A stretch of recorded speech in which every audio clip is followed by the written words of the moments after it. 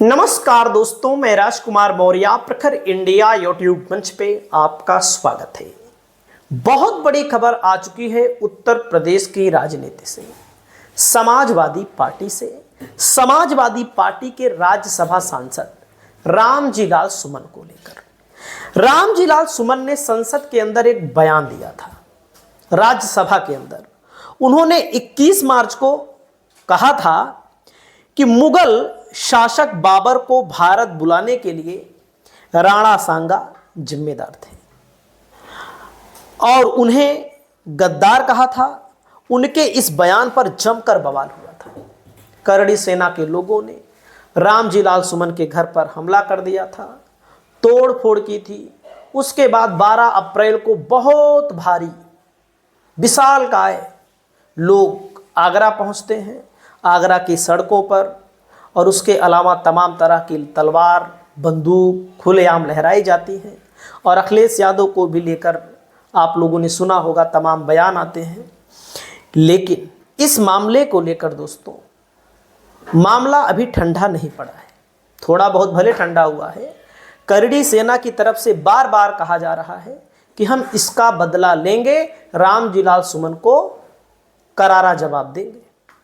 तो दोस्तों, इस मामले को लेकर के एमपी एमएलए कोर्ट में शिकायत दर्ज कराई गई थी।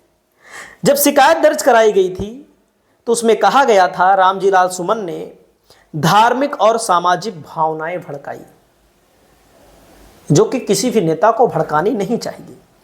तो इस मामले को लेकर कोर्ट में जब सुनवाई हुई दोस्तों, हाथरस की एमपी एमएलए कोर्ट में जब सुनवाई हुई तो सुमन के दलील ने कहा कि उनका बयान संसद की कार्यवाही का हिस्सा था। मतलब कि जो संसद है, राज्यसभा है, उसकी कार्यवाही का हिस्सा था और संसदीय विशेषाधिकार के तहत सांसदों को अपने बयान के लिए कानूनी कार्यवाही से छूट मिलती है। जो नियम है उसके लिए मुताबिक इन्होंने बताया। वकील ने यह भी तर्क दिया कि विवादित बयान को संसद की प्रोसीडिंग से हटा दिया गया। जो विवादित था उसको हटा दिया गया, तो इस आधार पर कोई कार्यवाही नहीं बनती है, इस आधार पर कुछ हो नहीं सकता है। तो इतने में ही दोस्तों ये मामला समाप्त कर दिया गया, जिससे कहीं ना कहीं समाजवादी पार्टी की एक बड़ी जीत के तौर पर देखा जा रहा है।